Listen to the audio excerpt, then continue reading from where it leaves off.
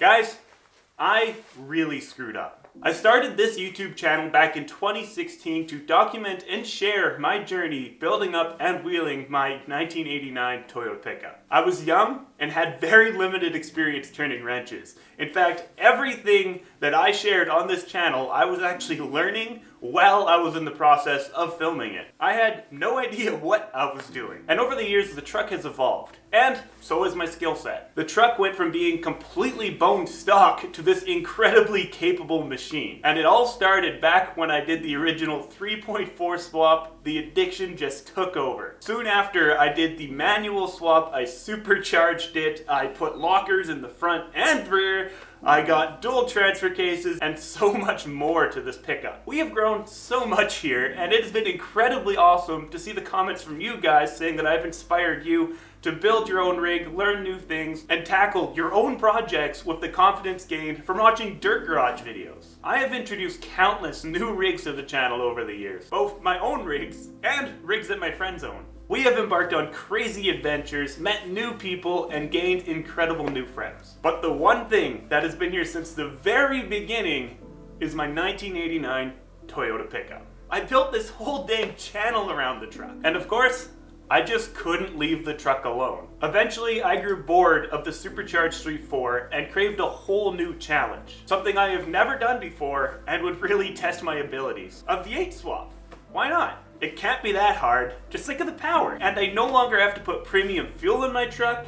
Oh, and the content. A whole video series dedicated just to this swap. And the cherry on top, I found a 2UZ for free. Well, essentially, I just had to trade some parts for it. It was really a win-win-win in my eyes. And the first 4 videos went off without a hitch, and you guys really seem to be enjoying them. And hey, I enjoyed making them, overcoming all sorts of challenges, and coming up with unique solutions to solve fitment issues. I made motor mounts, I mated up my manual transmission, customized my rear sump oil pan to clear the diff, painted up the engine all pretty, and tackled the wiring. Then came Thursday, February 11th. I learned a hard lesson. My hopes and dreams went up in flames. Quite literally. I screwed up. There's a fuel leak. My truck is in the shop, and the truck is currently on fire. As a YouTuber, even on channels my size that are quite small, you feel a lot of pressure. You want to upload good content, and you really don't want to disappoint your subscribers. And I had the 5th video ready to go in the UZ swap series. But unfortunately, in my eyes, it was a pretty boring video. I went over all of the wiring to get the 2UZ running.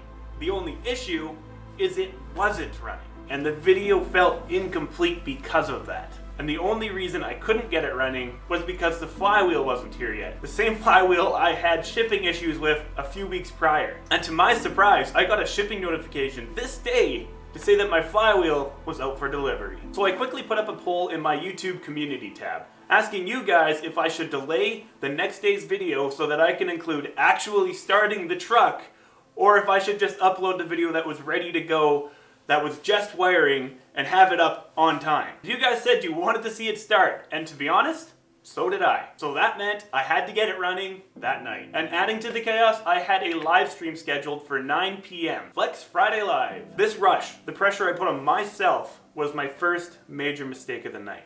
And by this point, the day was already halfway gone. So I pulled my transmission in anticipation for the flywheel's arrival. Then it arrived, just before 5 p.m., and I got to work. I cut the ring gear off of the flex plate that was to be used with the automatic transmission with the 2UZ. That had to get welded onto the back of the flywheel so that my starter can actually engage the flywheel and kick it into life. Next up, I bolted up the flywheel, then buttoned up the wiring and started cranking. I noticed pretty quickly that the fuel pump relay wasn't actually kicking out when the key was turned back to the off position. And honestly, in the moment, I did not think much of it. I thought the fuel had nowhere to go, so it would just be sent right back down the return line and back to the tank. And that is the second big mistake. And after another 30 seconds or more of cranking, the engine actually started to show signs of life. It was popping and backfiring. And I was getting extremely excited, so I proceeded to keep cranking. And it finally started. And in this exact moment, I was incredibly happy for a split second. because shortly after that, I noticed flames erupting from my engine bay. I quickly got out of my truck, looked at the engine bay, and noticed a fuel injector absolutely pissing fuel all over the engine bay and feeding the flames. And the flames were huge. I grabbed my shop's fire extinguisher and unloaded it into the engine bay with no success. I then remembered that the fuel pump relay was not kicking off, so this fuel injector was still continually feeding fuel into the fire.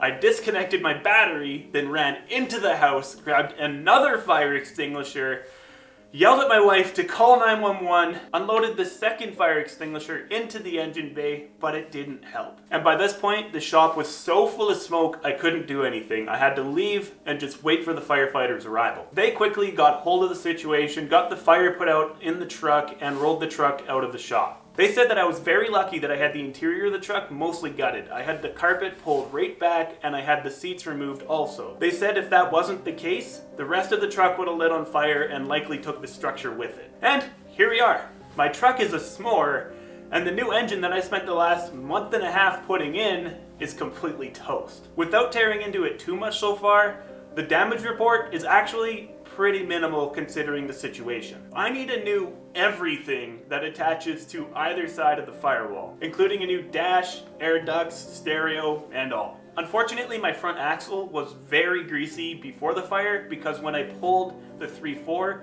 the power steering lines leaked ATF just all over it. Meaning I'll likely need a new axle seal kit, tie rods, leaf spring bushings.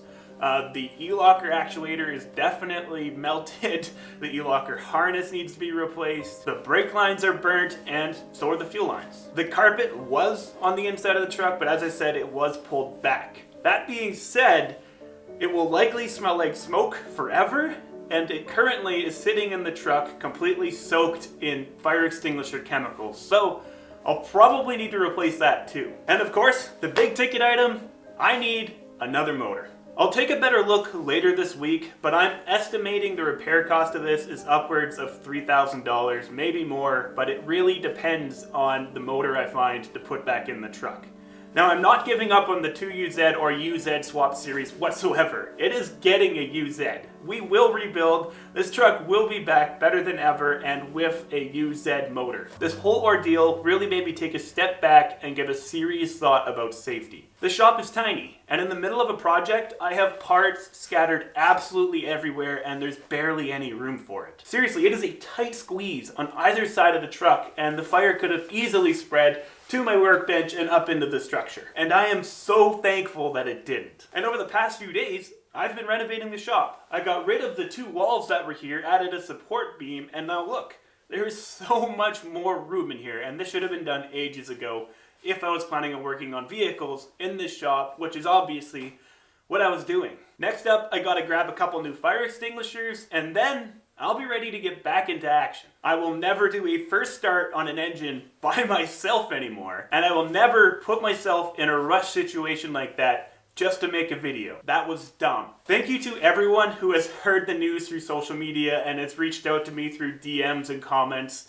It really means a lot to me, and I can't reply to all of you, but I read all of them and I really appreciate it. It makes us incredibly happy to hear that you guys got our back. The pickup will return better than ever. Thank you for subscribing and stay safe. Peace.